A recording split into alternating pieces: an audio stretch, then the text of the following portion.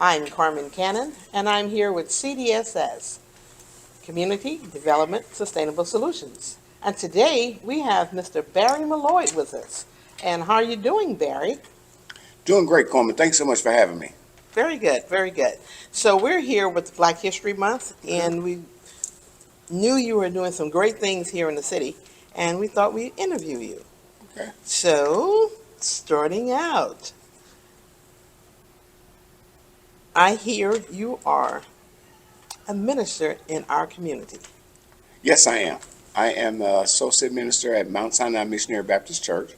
Uh, been there for over 20 years. Mhm. I am also over our youth ministry at the church, and also I'm the camp director for our summer youth camp that's held at the Okay, church. so you do a lot with the youth then. Yes, yes. Very good, very good. And I hear that Mount Sinai Church has been in existence over 100 years. Over 100 years, and we just celebrated that. And so we're very, very excited about the future of our church, our mission, evangelism. Of course, everyone knows about the new homes that have been built in Sinai Village. We have 36 more homes coming, and we have a community center that sits at the corner of 9th and Martin Luther King that we're rehabilitating that facility, and it will house a grocery store and some banquet rooms and some educational facilities. We're really, really excited about that. Very good. So we'll be able to do some things here in East St. Louis then. Absolutely. There's nothing like coming back and giving back to our city, making our people of our city homeowners, and giving our children a safe place to have fun and to grow and to develop. Very good, very good, very good, Barry. Also, I hear that you are teaching in our school district here in District 189, or as I should say, the 89 blocks. 89 blocks of greatness and of excellence. I am the juvenile transition coordinator for our school district. I'm the liaison between our district and the JTC Academy, Juvenile Transition Center Academy. And so I'm responsible for making sure that those students who have had a troubled past that have to, by state law, come into our school district because it's the closest school district to where their facility is, that they get a quality education, that they enjoy the experience of middle school and high school just as any other student would do. Very good. Now I see you dressed in your blue and white, representing Phi Beta Sigma. Blue Phi? Phi Beta, none greater. Yes. So we're going to turn to our audience. My name is Nora J. Thomas. I'm also with CDSS, and I would like to know what school did you graduate from and how did you choose your fraternity? Glad you asked that question. I left high school, Lincoln Senior High School, in 1982, and I went to Arkansas State University. And that's where Al Joyner, the 1984 Olympic gold medalist in the triple jump, Al Joyner and several other athletes from East St. Louis were there. And so I went there for 2 years, didn't like it at all. So I transferred to Southern University in Baton Rouge, Louisiana. That's where I got my bachelor's degree from in speech communication, radio, television. But while at Arkansas State, I pledged Phi Beta Sigma fraternity. It is the epitome of all fraternities. Our motto, our vision is about brotherhood, scholarship, and service. We give countless scholarships and things like that to our youth, helping the community, building stronger bonds of brotherhood and fatherhood within our community. So I wouldn't change a thing, and love every minute of being Blue Phi. All right, I like that blue as well. Thank you so much. Also, we're going to have one of our audience members to ask you about your ministry. Yes. Hi, my name is Rachel Orozco. I'm also with CDSS. I was just wondering, what for you is the best part of being in the ministries or working with the ministries? The best part about being in the ministry is you get a chance to meet the needs of people. And so that's really what evangelism is. You're meeting the needs of others, being able to not only the physical needs, but helping them with the emotional, psychological, those type of things. And because I work with youth, it's even more rewarding to see our youth who come and give their lives to Christ and the impact and difference that you see on these young people once they have given their lives to Christ and they continue to spiritually develop and grow and to become productive, proud citizens. That's the most rewarding experience for me. That's so good. Thank you. Come this way now. And Mr. Malloy, also I understand that you are Coach of the Year. Yes. And with that being Coach of the Year through the National Federation of High Schools here in Illinois, Track and Field Coach of the Year for the state of Illinois. Yes, it was definitely a great honor to have been chosen as the National Coaches Association, because that's on a national level. And you can imagine all of the coaches that are in the nation, track and field coaches, and to be selected as the Coach of the Year for the state of Illinois was huge.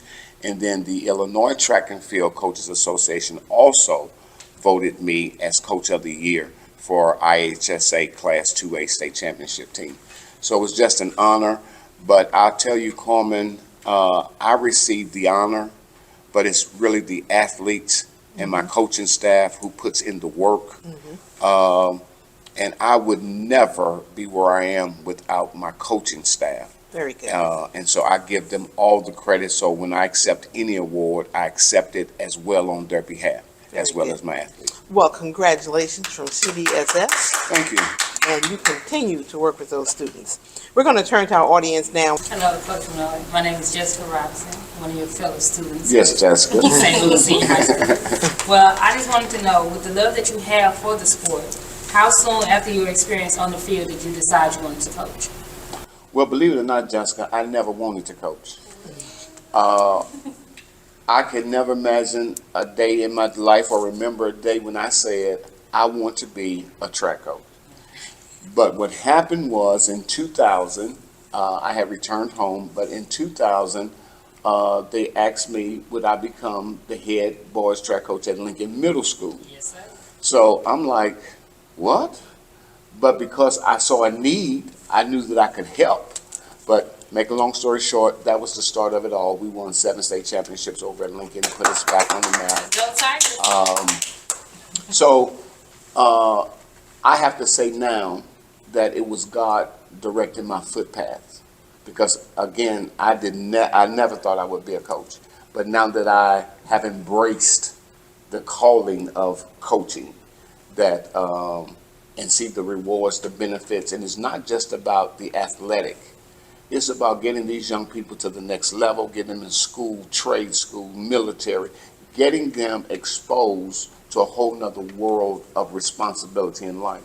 And when they graduate from college or they come back and they military personnel, it just does my heart proud to just know that track was just one avenue, a way of reaching them to get them where they needed to be. So I just look at track and field now, not as a burden, but as a blessing to be able to give and pour into these young people, just as my coaches in high school poured into me. And so now that everything has come full circle, I had one of my high school coaches actually was on my coaching staff. And so I didn't know how to fuss at him or get on him because this was my coach. But nevertheless, it's all good, and I'm just grateful, very, very grateful. Okay. Very good, Mr. Malloy. Well, last but not least, our Black History Month, we're interviewing different people, and you were one of our top people to interview. Oh, thank and you. just give us a vision of what you think about Black History Month. What I think of Black History Month, It's too short. I think that Black history is 365 days. Very good. I think that in our city, Black history itself is not remembered, regarded, and it's not celebrated enough. Just like in these 89 blocks, we have a plethora of people who have come through this city who are doing outstanding, amazing things all over the world, but we don't know about them. Our children don't know about them. It used to be a time, Black History Month, in the schools, you would see posters and pictures and video films and Black History programs, and it was a big celebration, but that seemingly has diminished now. And consequently, what has happened, our young people who do not understand the excellence of our people, that's why they don't see it in themselves. And so I think that we must continue to teach Black history 365 days, just not 28 days. And I think that our young people, we have to connect them to who we are so they know who they are. And so when we do that, we celebrate everything else. We celebrate birthdays, holidays, and these young people love to celebrate. But what about celebrating your history, who you are? And I think that's what we need to get back to. Very good. Well, Mr. Malloy, that brings us to an end, and I'd just like to thank you for coming here to CDSS and giving us a little bit about your Black history. And Carmen, I want to end this by saying this is Black History Month. What a legacy you have left, your family has left. You should be celebrated. Your family should be celebrated because these young people who are in the audience, I don't think they really know your greatness, your excellence, what you contributed to not only Lincoln Senior High School Tigerettes track and field history, but to this city. You've worked in the schools with JJK. You've helped countless and thousands of young people get in school. And you did these things not wanting to be rewarded. You did these things because that's who you are. Your mother, your father, their excellence in this city, educators, and your mom with KMOV Channel 4, television personality. This is history that's not told, and your young people probably doesn't know. So I challenge you, each one, teach one, and we're going to make it. Very good. Thank you, Mr. Malloy. And at that point, we're going to come to an end. And once again, thank you, Mr. Malloy, for visiting here with CDSS. Thank you so much. You got some chicken.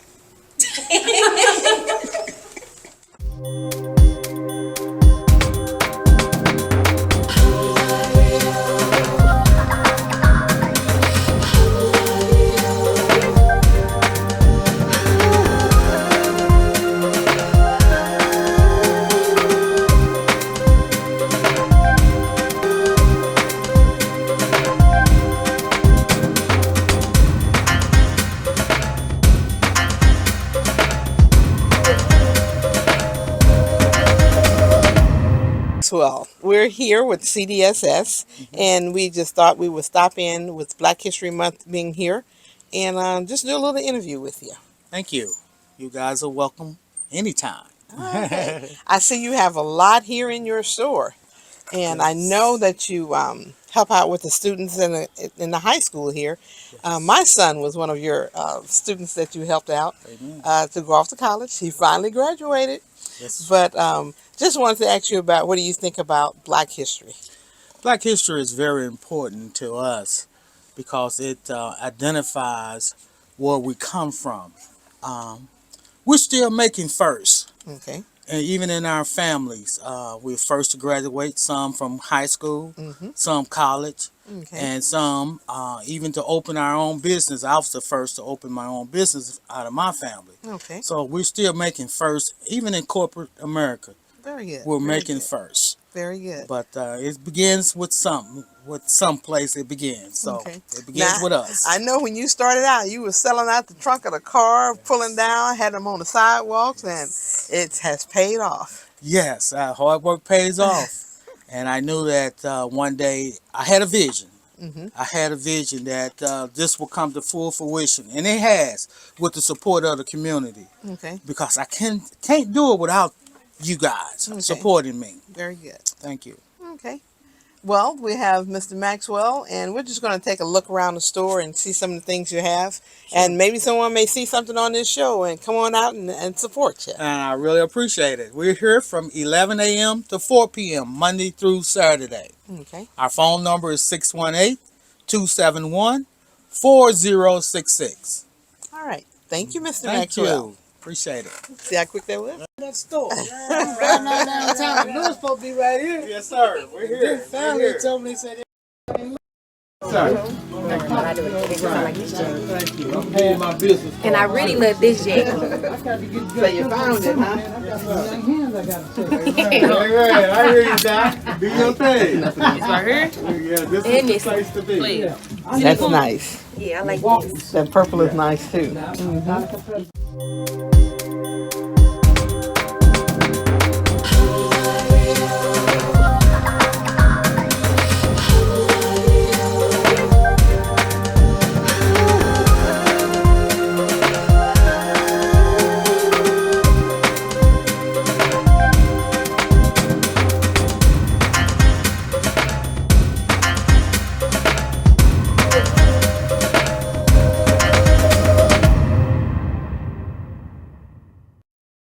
Good morning. I'm Carmen Cannon, and I'm here with CDSS, Community Development Sustainable Solutions. And today, we're here interviewing Mr. Siobhan Wilson. Welcome, Siobhan. How are you today? I'm pretty good. Thank you for having me, Miss Cannon. You're welcome. We're here today working with Black History Month in the community. And I'd just like to know, what do you feel about Black history in your community? Favorite time of the year, every year. Really think that we should expand Black history year round, as been stated by a lot of our powerful figures, and not just emphasize it during the month of February, but because it is only in February, we do look forward to here at CDSS celebrating it highly with high regards each year. So I really get moved by the month because it is a time that we do emphasize our history, Black American history, in the classrooms, and we get the opportunity to teach our students things that they may not have been presented with. Typically, we do learn about Martin Luther King, Malcolm X, George Washington Carver, very powerful people, very influential in regards to our history and our outcomes that are presented before us today. But there's so much other history that is out there to learn, and hopefully each month of each February of each year, we get the opportunity to, share that knowledge with our students. Okay, very good, very good. Well, I know that you are the program specialist and the director of program services here with CDSS. Can you talk a little bit about that programming? Programming here, first of all, I'd like to say it's been a wonderful opportunity to be able to serve the surrounding communities and work with Mr. and Mrs. Taylor. It has been just nothing short of a blessing. But our programs, we do try to cover the complete spectrum from attending to our students in the classroom all the way to helping our parents obtain certain certifications like paraprofessionalism, paraprofessional certifications, helping them, build their resumes, construct career pathways, help them with just social awareness.